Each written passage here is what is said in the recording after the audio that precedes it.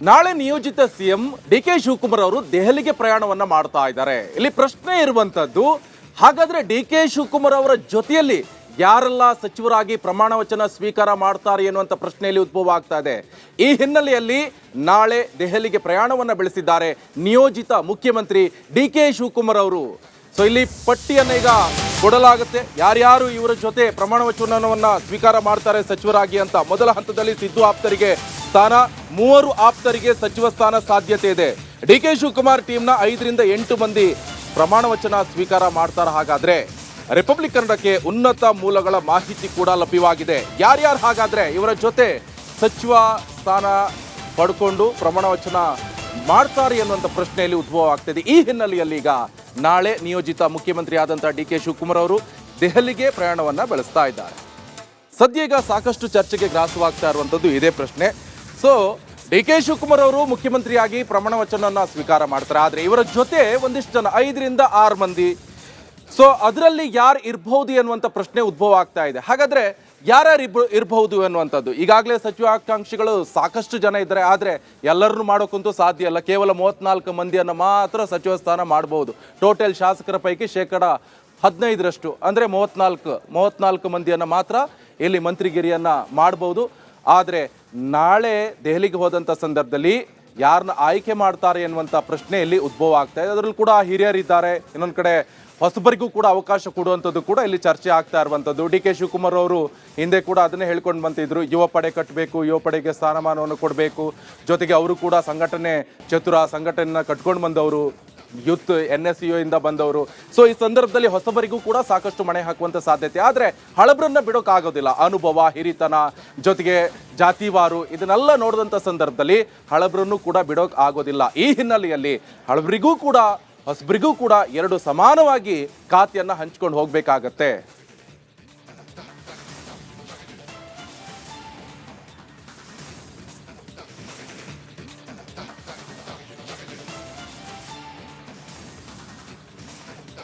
ಈಗ ಡೀಟೇಲ್ಸ್ ಕೊಡ್ತಾರೆ ನನ್ನ ಕಲೀಗ್ ಸುರೇಶ್, ನೇರ ಸಂಪರ್ಕದಲ್ಲಿ ಜಾಯ್ನ್ ಆಗಿದ್ದಾರೆ. ಸುರೇಶ್, ಸದ್ಯ ಈಗ ಪ್ರಶ್ನೆ ಮೂಡ್ತಾ ಇರುವಂತದ್ದು, ಹಳಬರನ್ನು ಕಂಟಿನ್ಯೂ ಮಾಡ್ಕೊಂಡು ಹೋಗ್ಬೇಕು, ಒಂದಿಷ್ಟು ಜನರನ್ನ ಜಾತಿವಾರು ಮತ್ತೊಂದು ಮಗದೊಂದು ಅಂತ, ಹೊಸಬರಿಗೂ ಕೂಡ ಸ್ಥಾನಮಾನವನ್ನು ಕೊಡ್ಬೇಕು. ಜೊತೆಗೆ KPCC ಅಧ್ಯಕ್ಷ ವಿಚಾರಕ್ಕೆ ಸಂಬಂಧಪಟ್ಟಂತೆ ಸದ್ಯಕ್ಕೆ ಏನೇನು ಬೆಳವಣಿಗೆ ಆಗ್ತಾ ಇದೆ, ಯಾರ್ಯಾರು ಆಕಾಂಕ್ಷಿಗಳು ಯಾರ್ಯಾರಿಗೆ ಸಿಗಬಹುದು, ಜೊತೆಗೆ ಇವರು ಡಿ ಕೆ ಶಿವಕುಮಾರ್ ಅವರು ಮುಖ್ಯಮಂತ್ರಿ ಪ್ರಮಾಣ ವಚನ ಮಾಡ್ತಾ ಇರೋ ಸಂದರ್ಭದಲ್ಲಿ ಅವ್ರ ಜೊತೆ ಯಾರಿಗೆಲ್ಲ ಸಚಿವ ಸ್ಥಾನ ಸಿಗಬಹುದು ಅಂತ.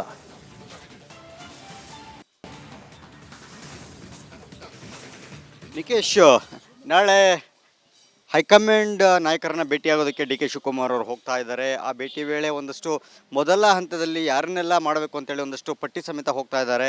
ಈ ಪಟ್ಟಿನಲ್ಲಿ ಬಹುತೇಕ ಅಂದರೆ ಡಿ ಕೆ ಶಿವಕುಮಾರ್ ಮತ್ತು ಸಿದ್ದರಾಮಯ್ಯ ಇಬ್ಬರ ಟೀಮ್ನಲ್ಲಿ ಇರತಕ್ಕಂತಹ ಸಂಭಾವ್ಯ ಸಚಿವರ ಹೆಸರುಗಳು ಈಗಾಗಲೇ ಆ ಲಿಸ್ಟ್ ಕೂಡ ಆಗಿರ್ತಕ್ಕಂಥದ್ದು. ಇಲ್ಲಿ ವಿಶೇಷ ಏನಪ್ಪ ಅಂತಂದರೆ ಸಿದ್ದರಾಮಯ್ಯ ಮತ್ತು ಡಿ ಕೆ ಶಿವಕುಮಾರ್ ಇಬ್ಬರ ಒಂದು ಲಿಸ್ಟಿನಿಂದನೂ ಸೇರಿ ಸುಮಾರು 10 ರಿಂದ 12 ಮಂದಿ ಮೊದಲ ಹಂತದಲ್ಲಿ ಏನು ಪ್ರಮಾಣ ವಚನ ಸ್ವೀಕಾರ ಮಾಡುವಂಥ ಸಾಧ್ಯತೆಗಳಿರ್ತಕ್ಕಂಥದ್ದು ಡಿ ಕೆ ಶಿವಕುಮಾರ್ ಅವರ ಜೊತೆಯಲ್ಲಿ. ಇಲ್ಲಿ ಇದರಲ್ಲಿ 3 ರಿಂದ 4 ಹಿರಿಯರಿಗೆ ಮಣೆ ಹಾಕಿರ್ತಕ್ಕಂಥದ್ದು. ಪ್ರಮುಖವಾಗಿ ಈಶ್ವರ್ ಖಂಡ್ರೆ ಇದ್ದಾರೆ, KJ ಜಾರ್ಜ್ ಇದ್ದಾರೆ, ಹಾಗೆಯೇ ಶಿವರಾಜ್ ತಂಗಡಿಯವರಿಗೂ ಕೂಡ ಇಲ್ಲಿ ಅವಕಾಶ ಇರ್ತಕ್ಕಂಥದ್ದು. ಇನ್ನು ಇಲ್ಲಿ ಈ ಬಣವಾರು ಅಂದರೆ ಸಿದ್ದರಾಮಯ್ಯ ಮತ್ತು ಡಿ ಕೆ ಶಿವಕುಮಾರ್ ಅವರ ಟೀಮ್ನಲ್ಲಿ ನೋಡೋದಾದರೆ, ಸಿದ್ದರಾಮಯ್ಯ ಅವರ ಟೀಮ್ನಲ್ಲಿ 3 ಪ್ರಮುಖರಿಗೆ ಅವರ ಹೆಸರುಗಳು ಮುನ್ನೆಲೆಗೆ ಬಂದಿರತಕ್ಕಂಥ, ಅವರು ಸಂಭಾವ್ಯ ಸಚಿವರಾಗಿ ನಮಗೆ ಸಿಕ್ಕಿರ್ತಕ್ಕಂತಹ ಮಾಹಿತಿ. ಒಂದು ಶಿವರಾಜ್ ತಂಗಡಿಯವರಿದ್ದಾರೆ, ಮತ್ತು ಈಶ್ವರ್ ಖಂಡ್ರೆ, ಹಾಗೆಯೇ ಏನೋ ಡಾಕ್ಟರ್ ಜಿ ಪರಮೇಶ್ವರ್ ಅವರ ಹೆಸರು, ಜೊತೆಗೆ ಯತೀಂದ್ರ ಸಿದ್ದರಾಮಯ್ಯ ಅವರ ಹೆಸರು ಕೂಡ ನನ್ನ ಸಿದ್ದರಾಮಯ್ಯ ಅವರ ಲಿಸ್ಟ್ನಲ್ಲಿ ಇರ್ತಕ್ಕಂಥದ್ದು. ಅಂದರೆ ಅವರ ಪುತ್ರನಿಗೆ ಸ್ಥಾನಮಾನವನ್ನು ಕೊಡಿಸ್ಬೇಕು ಅಂತಕ್ಕಂತಹ ಒಂದು ಪ್ರಮುಖವಾದಂಥ ಒಂದು ಒತ್ತಾಯ ಏನಿತ್ತು, ಅದನ್ನು ಕೂಡ ಅದು ಈ ಮೊದಲ ಕ್ಯಾಬಿನೆಟ್ನಲ್ಲೇ ಮೊದಲ ಪ್ರಮಾಣ ವಚನ ಸ್ವೀಕಾರ ಮಾಡುವಂತಹ ಮೊದಲ ದಿನವೇ ಅವರು ಕೂಡ ಆಗುವಂಥ ಸಾಧ್ಯತೆಗಳಿರ್ತಕ್ಕಂಥದ್ದು. ಇನ್ನು ಲಕ್ಷ್ಮೀ ಹೆಬ್ಬಾಳ್ಕರ್ ಸೇರಿದಂತೆ ಭಾಳ ಹಿರಿಯರಾದಂತಹ ರಾಮಲಿಂಗಾರೆಡ್ಡಿ ಅವರು ಏನಿದ್ದಾರೆ, ರಾಮಲಿಂಗಾರೆಡ್ಡಿ ಅವರು ಕೂಡ ಈ ಬಾರಿ ಅಂದರೆ ಮೊದಲನೇ ದಿನವೇ ಪ್ರಮಾಣ ವಚನ ಸ್ವೀಕಾರ ಕಾರ್ಯಕ್ರಮಕ್ಕೆ ಅವರು ಕೂಡ ಬರ್ತಾ ಇದ್ದಾರೆ. ಅವ್ರಿಗೂ ಕೂಡ ಅಧಿಕೃತವಾಗಿ ನಾಳೆ ಹೈಕಮಾಂಡ್ ಗ್ರೀನ್ ಸಿಗ್ನಲನ್ನು ಕೊಡುವಂಥ ಸಾಧ್ಯತೆಗಳು ದಟ್ಟವಾಗಿರ್ತಕ್ಕಂಥದ್ದು. ಅಂತಿಮವಾಗಿ ಡಿ ಕೆ ಶಿವಕುಮಾರ್ ಮತ್ತು ಸಿದ್ದರಾಮಯ್ಯ ಇಬ್ಬರು ಕೂಡ ಬಹುತೇಕ ನಾಳೆ ಹೈಕಮಾಂಡ್ ನಾಯಕರನ್ನ ಭೇಟಿಯಾಗಿ ಮಾತುಕತೆ ಆಡುವಂಥ ಸಾಧ್ಯತೆ ಇದೆ. ಇಲ್ಲಿ ಸಂಭಾವ್ಯ ಸಚಿವರ ಒಂದಷ್ಟು ಪಟ್ಟಿ ನಮಗೆ ರಿಪಬ್ಲಿಕ್ ಕನ್ನಡಕ್ಕೆ ಲಭ್ಯವಾಗಿರ್ತಕ್ಕಂಥದ್ದು, ಈಗ ಹೇಳಿರ್ತಕ್ಕಂಥದ್ದು. ಇದರಲ್ಲಿ KJ ಜಾರ್ಜ್ ಅವ್ರಿಗೂ ಕೂಡ ಸ್ಥಾನಮಾನ ಸಿಕ್ಕಿರ್ತಕ್ಕಂಥದ್ದು. ಇನ್ನು ನಾಳೆ ಪ್ರಮುಖವಾಗಿ ಹೈಕಮಾಂಡ್ ನಾಯಕರನ್ನ ಭೇಟಿಯಾದಂಥ ಸಂದರ್ಭದಲ್ಲಿ ಆಗುವಂಥ ಚರ್ಚೆಗಳು ಸಂಭಾವ್ಯ ಸಚಿವರ ಪಟ್ಟಿಗಿಂತಲೂ ಹೆಚ್ಚಿನದಾಗಿ ಒಂದು KPCC ಅಧ್ಯಕ್ಷ ಸ್ಥಾನದ ಆಕಾಂಕ್ಷಿಗಳೇನಿದ್ದಾರೆ, ಒಂದು ಕಡೆ ಸಿದ್ದರಾಮಯ್ಯ ಅವರ ಕಡೆಯಿಂದ ಅವರು ಹೆಸರನ್ನು ಸೂಚಿಸಿರ್ತಕ್ಕಂಥದ್ದು, BK ಹರಿಪ್ರಸಾದ್ ಸೇರಿದಂತೆ ಪರಮೇಶ್ವರ್ ಅವರ ಹೆಸರು ಮುನ್ನೆಲೆಗೆ ತಂದಿರತಕ್ಕಂಥದ್ದು, ಜೊತೆಗೆ DK ಶಿವಕುಮಾರ್ ಅವರು ಕೂಡ ಸತೀಶ್ ಜಾರಕಿಹೊಳಿ ಅವರ ಹೆಸರನ್ನು ಆ ಪ್ರಸ್ತಾಪವನ್ನು ಮಾಡಿರ್ತಕ್ಕಂಥದ್ದು. ಇದು ಒಂದು ಕಡೆಗೆ. ಆದರೆ ಮತ್ತೊಂದು ಕಡೆಗೆ ಈಗೇನು 3 ರಿಂದ 4 DCM ಸ್ಥಾನಗಳ ಸೃಷ್ಟಿ ಮಾಡಬೇಕು, ಸೃಜನೆ ಮಾಡಬೇಕು ಅಂತ ಒಂದು ಡಿಮ್ಯಾಂಡ್ ಇದೆ. ಇದು ನಿಜಕ್ಕೂ ಕೂಡ ಒಂದು ರೀತಿಯಲ್ಲಿ DK ಶಿವಕುಮಾರ್ ಅವ್ರಿಗೂ ಕೂಡ ಇದನ್ನು ಸವಾಲಾಗಿರ್ತಕ್ಕಂಥದ್ದು, ಜೊತೆಗೆ ಹೈಕಮಾಂಡ್ಗೂ ಕೂಡ ಒಂದು ರೀತಿ ಇಕ್ಕಟ್ಟಿನ ಪರಿಸ್ಥಿತಿ ಆಗಿರ್ತಕ್ಕಂಥದ್ದು. ಏಕೆಂದರೆ ಸಿದ್ದರಾಮಯ್ಯ ಸೇರಿದಂತೆ ಅವರ ಆಪ್ತರಿಂದ ಒಂದಷ್ಟು ಒತ್ತಡ ಹೈಕಮಾಂಡ್ ಮೇಲೆ, ಏನಂದರೆ 3 ರಿಂದ 4 DCM ಸ್ಥಾನಗಳನ್ನ ಸೃಜನೆ ಮಾಡಬೇಕು ಅಂತಕ್ಕಂಥದ್ದು. ಆದರೆ DK ಶಿವಕುಮಾರ್ ಅವರು ತಮಗೆ ಫ್ರೀ ಹ್ಯಾಂಡ್ ಆಗಿ ಕೆಲಸ ಮಾಡೋದಕ್ಕೆ ಆಗೋದಿಲ್ಲ ಅಂತಕ್ಕಂಥ, ಯಾಕೆಂದರೆ ಇನ್ನು ಉಳಿದಿರ್ತಕ್ಕಂಥ 2 ವರ್ಷಗಳ ಅವಧಿ. ನಾಳೆ ನಿಯೋಜಿತ CM DK ಶಿವಕುಮಾರ್ ಅವರು ದೆಹಲಿಗೆ ಪ್ರಯಾಣವನ್ನ ಮಾಡ್ತಾ ಇದ್ದಾರೆ. ಇಲ್ಲಿ ಪ್ರಶ್ನೆ ಇರುವಂತದ್ದು, ಹಾಗಾದ್ರೆ DK ಶಿವಕುಮಾರ್ ಅವರ ಜೊತೆಯಲ್ಲಿ ಯಾರೆಲ್ಲ ಸಚಿವರಾಗಿ ಪ್ರಮಾಣ ವಚನ ಸ್ವೀಕಾರ ಮಾಡ್ತಾರೆ ಎನ್ನುವಂತ ಪ್ರಶ್ನೆಯಲ್ಲಿ ಉದ್ಭವ ಆಗ್ತಾ ಇದೆ. ಈ ಹಿನ್ನೆಲೆಯಲ್ಲಿ ನಾಳೆ ದೆಹಲಿಗೆ ಪ್ರಯಾಣವನ್ನ ಬೆಳೆಸಿದ್ದಾರೆ ನಿಯೋಜಿತ ಮುಖ್ಯಮಂತ್ರಿ DK ಶಿವಕುಮಾರ್ ಅವರು. ಸೊ ಇಲ್ಲಿ ಪಟ್ಟಿಯನ್ನ ಈಗ ಕೊಡಲಾಗುತ್ತೆ, ಯಾರ್ಯಾರು ಇವರ ಜೊತೆ ಪ್ರಮಾಣ ವಚನವನ್ನ ಸ್ವೀಕಾರ ಮಾಡ್ತಾರೆ ಸಚಿವರಾಗಿ ಅಂತ. ಮೊದಲ ಹಂತದಲ್ಲಿ ಸಿದ್ದು ಆಪ್ತರಿಗೆ ಸ್ಥಾನ, 3 ಆಪ್ತರಿಗೆ ಸಚಿವ ಸ್ಥಾನ ಸಾಧ್ಯತೆ ಇದೆ. DK ಶಿವಕುಮಾರ್ ಟೀಮ್ನ 5 ರಿಂದ 8 ಮಂದಿ ಪ್ರಮಾಣ ವಚನ ಸ್ವೀಕಾರ ಮಾಡ್ತಾರೆ. ಹಾಗಾದ್ರೆ ರಿಪಬ್ಲಿಕ್ ಕನ್ನಡಕ್ಕೆ ಉನ್ನತ ಮೂಲಗಳ ಮಾಹಿತಿ ಕೂಡ ಲಭ್ಯವಾಗಿದೆ. ಯಾರ್ಯಾರು ಹಾಗಾದ್ರೆ ಇವರ ಜೊತೆ ಸಚಿವ ಸ್ಥಾನ ಪಡ್ಕೊಂಡು ಪ್ರಮಾಣ ವಚನ ಮಾಡ್ತಾರೆ ಎನ್ನುವಂಥ ಪ್ರಶ್ನೆಯಲ್ಲಿ ಉದ್ಭವ ಆಗ್ತಿದೆ. ಈ ಹಿನ್ನೆಲೆಯಲ್ಲಿ ಈಗ ನಾಳೆ ನಿಯೋಜಿತ ಮುಖ್ಯಮಂತ್ರಿ ಆದಂಥ DK ಶಿವಕುಮಾರ್ ಅವರು ದೆಹಲಿಗೆ ಪ್ರಯಾಣವನ್ನ ಬೆಳೆಸ್ತಾ ಇದ್ದಾರೆ. ಸದ್ಯ ಈಗ ಸಾಕಷ್ಟು ಚರ್ಚೆಗೆ ಗ್ರಾಸವಾಗ್ತಾ ಇರುವಂಥದ್ದು ಇದೇ ಪ್ರಶ್ನೆ. ಸೊ DK ಶಿವಕುಮಾರ್ ಅವರು ಮುಖ್ಯಮಂತ್ರಿಯಾಗಿ ಪ್ರಮಾಣ ವಚನವನ್ನ ಸ್ವೀಕಾರ ಮಾಡ್ತಾರೆ. ಆದರೆ ಇವರ ಜೊತೆ ಒಂದಿಷ್ಟು ಜನ 5 ರಿಂದ 6 ಮಂದಿ, ಸೊ ಅದರಲ್ಲಿ ಯಾರು ಇರಬಹುದು ಎನ್ನುವಂಥ ಪ್ರಶ್ನೆ ಉದ್ಭವ ಆಗ್ತಾ ಇದೆ. ಹಾಗಾದ್ರೆ ಯಾರ್ಯಾರು ಇರಬಹುದು ಎನ್ನುವಂಥದ್ದು, ಈಗಾಗಲೇ ಸಚಿವಾಕಾಂಕ್ಷಿಗಳು ಸಾಕಷ್ಟು ಜನ ಇದ್ದಾರೆ. ಆದರೆ ಎಲ್ಲರನ್ನು ಮಾಡೋಕ್ಕಂತೂ ಸಾಧ್ಯ ಇಲ್ಲ. ಕೇವಲ 34 ಮಂದಿಯನ್ನು ಮಾತ್ರ ಸಚಿವ ಸ್ಥಾನ ಮಾಡಬಹುದು. ಟೋಟಲ್ ಶಾಸಕರ ಪೈಕಿ 15% ಅಂದರೆ 34 ಮಂದಿಯನ್ನು ಮಾತ್ರ ಇಲ್ಲಿ ಮಂತ್ರಿಗಿರಿಯನ್ನ ಮಾಡಬಹುದು. ಆದರೆ ನಾಳೆ ದೆಹಲಿಗೆ ಹೋದಂಥ ಸಂದರ್ಭದಲ್ಲಿ ಯಾರನ್ನ ಆಯ್ಕೆ ಮಾಡ್ತಾರೆ ಎನ್ನುವಂಥ ಪ್ರಶ್ನೆಯಲ್ಲಿ ಉದ್ಭವ ಆಗ್ತಾ ಇದೆ. ಅದರಲ್ಲೂ ಕೂಡ ಹಿರಿಯರಿದ್ದಾರೆ, ಇನ್ನೊಂದು ಕಡೆ ಹೊಸಬರಿಗೂ ಕೂಡ ಅವಕಾಶ ಕೊಡುವಂಥದ್ದು ಕೂಡ ಇಲ್ಲಿ ಚರ್ಚೆ ಆಗ್ತಾ ಇರುವಂಥದ್ದು. DK ಶಿವಕುಮಾರ್ ಅವರು ಹಿಂದೆ ಕೂಡ ಅದನ್ನೇ ಹೇಳ್ಕೊಂಡು ಬಂತಿದ್ರು, ಯುವ ಪಡೆ ಕಟ್ಟಬೇಕು, ಯುವ ಪಡೆಗೆ ಸ್ಥಾನಮಾನವನ್ನು ಕೊಡಬೇಕು. ಜೊತೆಗೆ ಅವರು ಕೂಡ ಸಂಘಟನೆಯನ್ನು ಕಟ್ಕೊಂಡು ಬಂದವರು, ಯೂತ್ NSU ಇಂದ ಬಂದವರು. ಸೊ ಈ ಸಂದರ್ಭದಲ್ಲಿ ಹೊಸಬರಿಗೂ ಕೂಡ ಸಾಕಷ್ಟು ಮಣೆ ಹಾಕುವಂಥ ಸಾಧ್ಯತೆ. ಆದರೆ ಹಳಬ್ರನ್ನ ಬಿಡೋಕ್ಕಾಗೋದಿಲ್ಲ. ಅನುಭವ, ಹಿರಿತನ, ಜೊತೆಗೆ ಜಾತಿವಾರು ಇದನ್ನೆಲ್ಲ ನೋಡಿದಂಥ ಸಂದರ್ಭದಲ್ಲಿ ಹಳಬ್ರನ್ನು ಕೂಡ ಬಿಡೋಕ್ ಆಗೋದಿಲ್ಲ. ಈ ಹಿನ್ನೆಲೆಯಲ್ಲಿ ಹಳಬ್ರಿಗೂ ಕೂಡ ಹೊಸಬರಿಗೂ ಕೂಡ 2 ಸಮಾನವಾಗಿ ಖಾತೆಯನ್ನ ಹಂಚ್ಕೊಂಡು ಹೋಗ್ಬೇಕಾಗತ್ತೆ.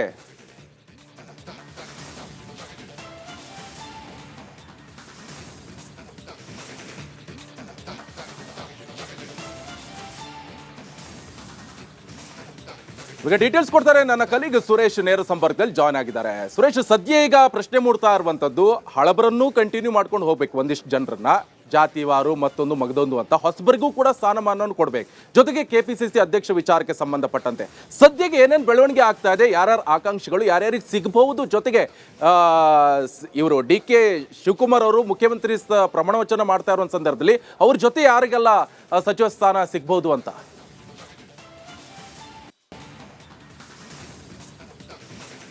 ನಿಕೇಶ್, ನಾಳೆ ಹೈಕಮಾಂಡ್ ನಾಯಕರನ್ನ ಭೇಟಿಯಾಗೋದಕ್ಕೆ DK ಶಿವಕುಮಾರ್ ಅವರು ಹೋಗ್ತಾ ಇದ್ದಾರೆ. ಆ ಭೇಟಿ ವೇಳೆ ಒಂದಷ್ಟು ಮೊದಲ ಹಂತದಲ್ಲಿ ಯಾರನ್ನೆಲ್ಲ ಮಾಡಬೇಕು ಅಂತೇಳಿ ಒಂದಷ್ಟು ಪಟ್ಟಿ ಸಮೇತ ಹೋಗ್ತಾ ಇದ್ದಾರೆ.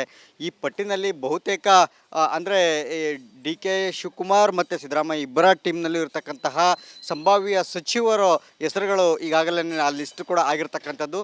ಇಲ್ಲಿ ವಿಶೇಷ ಏನಪ್ಪ ಅಂತಂದರೆ ಸಿದ್ದರಾಮಯ್ಯ ಮತ್ತು DK ಶಿವಕುಮಾರ್ ಇಬ್ಬರ ಒಂದು ಲಿಸ್ಟಿನಿಂದನೂ ಸೇರಿ ಸುಮಾರು 10 ರಿಂದ 12 ಮಂದಿ ಮೊದಲ ಹಂತದಲ್ಲಿ ಏನು ಪ್ರಮಾಣ ವಚನ ಸ್ವೀಕಾರ ಮಾಡುವಂಥ ಸಾಧ್ಯತೆಗಳಿರ್ತಕ್ಕಂಥದ್ದು DK ಶಿವಕುಮಾರ್ ಅವರ ಜೊತೆಯಲ್ಲಿ. ಇಲ್ಲಿ ಇದರಲ್ಲಿ 3 ರಿಂದ 4 ಹಿರಿಯರಿಗೆ ಮಣೆ ಹಾಕಿರ್ತಕ್ಕಂಥದ್ದು. ಪ್ರಮುಖವಾಗಿ ಈಶ್ವರ್ ಖಂಡ್ರೆ ಇದ್ದಾರೆ, KJ ಜಾರ್ಜ್ ಇದ್ದಾರೆ, ಹಾಗೆಯೇ ಶಿವರಾಜ್ ತಂಗಡಿಯವರಿಗೂ ಕೂಡ ಇಲ್ಲಿ ಅವಕಾಶ ಇರ್ತಕ್ಕಂಥದ್ದು. ಇನ್ನು ಇಲ್ಲಿ ಈ ಬಣವಾರು ಅಂದರೆ ಸಿದ್ದರಾಮಯ್ಯ ಮತ್ತು DK ಶಿವಕುಮಾರ್ ಅವರ ಟೀಮ್ನಲ್ಲಿ ನೋಡೋದಾದರೆ, ಸಿದ್ದರಾಮಯ್ಯ ಅವರ ಟೀಮ್ನಲ್ಲಿ 3 ಪ್ರಮುಖರಿಗೆ ಅವರ ಹೆಸರುಗಳು ಮುನ್ನೆಲೆಗೆ ಬಂದಿರತಕ್ಕಂಥ, ಅವರು ಸಂಭಾವ್ಯ ಸಚಿವರಾಗಿ ನಮಗೆ ಸಿಕ್ಕಿರ್ತಕ್ಕಂತಹ ಮಾಹಿತಿ. ಒಂದು ಶಿವರಾಜ್ ತಂಗಡಿಯವರಿದ್ದಾರೆ, ಮತ್ತು ಈಶ್ವರ್ ಖಂಡ್ರೆ, ಹಾಗೆಯೇ ಏನೋ ಡಾಕ್ಟರ್ ಜಿ ಪರಮೇಶ್ವರ್ ಅವರ ಹೆಸರು, ಜೊತೆಗೆ ಯತೀಂದ್ರ ಸಿದ್ದರಾಮಯ್ಯ ಅವರ ಹೆಸರು ಕೂಡ ಸಿದ್ದರಾಮಯ್ಯ ಅವರ ಲಿಸ್ಟ್ನಲ್ಲಿ ಇರ್ತಕ್ಕಂಥದ್ದು. ಅಂದರೆ ಅವರ ಪುತ್ರನಿಗೆ ಸ್ಥಾನಮಾನವನ್ನು ಕೊಡಿಸ್ಬೇಕು ಅಂತಕ್ಕಂತಹ ಒಂದು ಪ್ರಮುಖವಾದಂಥ ಒಂದು ಒತ್ತಾಯ ಏನಿತ್ತು, ಅದನ್ನು ಕೂಡ ಅದು ಈ ಮೊದಲ ಕ್ಯಾಬಿನೆಟ್ನಲ್ಲೇ ಮೊದಲ ಪ್ರಮಾಣ ವಚನ ಸ್ವೀಕಾರ ಮಾಡುವಂತಹ ಮೊದಲ ದಿನವೇ ಅವರು ಕೂಡ ಆಗುವಂಥ ಸಾಧ್ಯತೆಗಳಿರ್ತಕ್ಕಂಥದ್ದು. ಇನ್ನು ಲಕ್ಷ್ಮೀ ಹೆಬ್ಬಾಳ್ಕರ್ ಸೇರಿದಂತೆ ಭಾಳ ಹಿರಿಯರಾದಂತಹ ರಾಮಲಿಂಗಾರೆಡ್ಡಿ ಅವರು ಏನಿದ್ದಾರೆ, ರಾಮಲಿಂಗಾರೆಡ್ಡಿ ಅವರು ಕೂಡ ಈ ಬಾರಿ ಅಂದರೆ ಮೊದಲನೇ ದಿನವೇ ಪ್ರಮಾಣ ವಚನ ಸ್ವೀಕಾರ ಕಾರ್ಯಕ್ರಮಕ್ಕೆ ಅವರು ಕೂಡ ಬರ್ತಾ ಇದ್ದಾರೆ. ಅವ್ರಿಗೂ ಕೂಡ ಅಧಿಕೃತವಾಗಿ ನಾಳೆ ಹೈಕಮಾಂಡ್ ಗ್ರೀನ್ ಸಿಗ್ನಲನ್ನು ಕೊಡುವಂತಹ ಸಾಧ್ಯತೆಗಳು ದಟ್ಟವಾಗಿರ್ತಕ್ಕಂಥದ್ದು. ಅಂತಿಮವಾಗಿ ಡಿ ಕೆ ಶಿವಕುಮಾರ್ ಮತ್ತು ಸಿದ್ದರಾಮಯ್ಯ ಇಬ್ಬರು ಕೂಡ ಬಹುತೇಕ ನಾಳೆ ಹೈಕಮಾಂಡ್ ನಾಯಕರನ್ನ ಭೇಟಿಯಾಗಿ ಮಾತುಕತೆ ಆಡುವಂಥ ಸಾಧ್ಯತೆ ಇದೆ. ಇಲ್ಲಿ ಸಂಭಾವ್ಯ ಸಚಿವರ ಒಂದಷ್ಟು ಪಟ್ಟಿ ನಮಗೆ ರಿಪಬ್ಲಿಕ್ ಕನ್ನಡಕ್ಕೆ ಲಭ್ಯವಾಗಿರ್ತಕ್ಕಂಥದ್ದು, ಈಗ ಹೇಳಿರ್ತಕ್ಕಂಥದ್ದು. ಇದರಲ್ಲಿ ಕೆ ಜೆ ಜಾರ್ಜ್ ಅವ್ರಿಗೂ ಕೂಡ ಸ್ಥಾನಮಾನ ಸಿಕ್ಕಿರ್ತಕ್ಕಂಥದ್ದು. ಇನ್ನು ನಾಳೆ ಪ್ರಮುಖವಾಗಿ ಹೈಕಮಾಂಡ್ ನಾಯಕರನ್ನ ಭೇಟಿಯಾದಂಥ ಸಂದರ್ಭದಲ್ಲಿ ಆಗುವಂಥ ಚರ್ಚೆಗಳು ಸಂಭಾವ್ಯ ಸಚಿವರ ಪಟ್ಟಿಗಿಂತಲೂ ಹೆಚ್ಚಿನದಾಗಿ ಒಂದು KPCC ಅಧ್ಯಕ್ಷ ಸ್ಥಾನದ ಆಕಾಂಕ್ಷಿಗಳೇನಿದ್ದಾರೆ, ಒಂದು ಕಡೆ ಸಿದ್ದರಾಮಯ್ಯ ಅವರ ಕಡೆಯಿಂದ ಅವರು ಹೆಸರನ್ನು ಸೂಚಿಸಿರ್ತಕ್ಕಂಥದ್ದು, BK ಹರಿಪ್ರಸಾದ್ ಸೇರಿದಂತೆ ಪರಮೇಶ್ವರ್ ಅವರ ಹೆಸರು ಮುನ್ನೆಲೆಗೆ ತಂದಿರತಕ್ಕಂಥದ್ದು, ಜೊತೆಗೆ ಡಿ ಕೆ ಶಿವಕುಮಾರ್ ಅವರು ಕೂಡ ಸತೀಶ್ ಜಾರಕಿಹೊಳಿ ಅವರ ಹೆಸರನ್ನು ಆ ಪ್ರಸ್ತಾಪವನ್ನು ಮಾಡಿರ್ತಕ್ಕಂಥದ್ದು. ಇದು ಒಂದು ಕಡೆಗೆ. ಆದರೆ ಮತ್ತೊಂದು ಕಡೆಗೆ ಈಗೇನು 3 ರಿಂದ 4 DCM ಸ್ಥಾನಗಳ ಸೃಷ್ಟಿ ಮಾಡಬೇಕು, ಸೃಜನೆ ಮಾಡಬೇಕು ಅಂತ ಒಂದು ಡಿಮ್ಯಾಂಡ್ ಇದೆ. ಇದು ನಿಜಕ್ಕೂ ಕೂಡ ಒಂದು ರೀತಿಯಲ್ಲಿ ಡಿ ಕೆ ಶಿವಕುಮಾರ್ ಅವ್ರಿಗೂ ಕೂಡ ಇದನ್ನು ಸವಾಲಾಗಿರ್ತಕ್ಕಂಥದ್ದು, ಜೊತೆಗೆ ಹೈಕಮಾಂಡ್ಗೂ ಕೂಡ ಒಂದು ರೀತಿ ಇಕ್ಕಟ್ಟಿನ ಪರಿಸ್ಥಿತಿ ಆಗಿರ್ತಕ್ಕಂಥದ್ದು.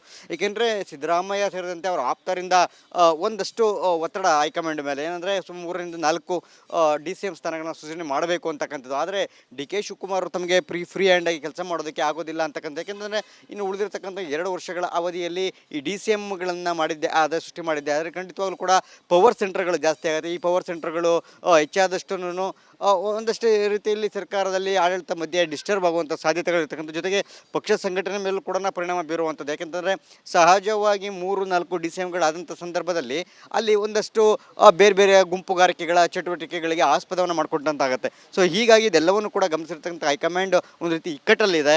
ಈಗ ನಾಳೆ ಯಾವ ಒಂದು ಡಿಸಿಷನ್ ತಗೊಳ್ತಾರೆ ಅಂತಕ್ಕಂಥದ್ದನ್ನು ಕಾದು ನೋಡಬೇಕಾಗಿರ್ತಕ್ಕಂಥದ್ದು. ಆದರೆ ಒಂದಂತೂ ಸತ್ಯ, ಡಿ ಕೆ ಶಿವಕುಮಾರ್ ಅವರು ಯಾವುದೇ ಕಾರಣಕ್ಕೂ ಆಗಬಾರ್ದು ಅಂತಕ್ಕಂಥ ಒಂದು ಒತ್ತಡವನ್ನು ಈಗಾಗಲೇ ಹೈಕಮಾಂಡ್ ಮುಂದೆ ಕೂಡ ಇಟ್ಟಿರ್ತಕ್ಕಂಥ, ನಾಳೆನೂ ಕೂಡ ಅದನ್ನೇ ಬಲವಾಗಿ ಮಂಡಿಸ್ತಾರೆ. ಆದರೆ ಸಿದ್ದರಾಮಯ್ಯ ಆ್ಯಂಡ್ ಟೀಮ್ ಇದನ್ನು ಒಪ್ಪುತ್ತಾ ಅಂತಕ್ಕಂಥದ್ದನ್ನು ಕಾದು ನೋಡಬೇಕು. ನಿಕೇಶ್.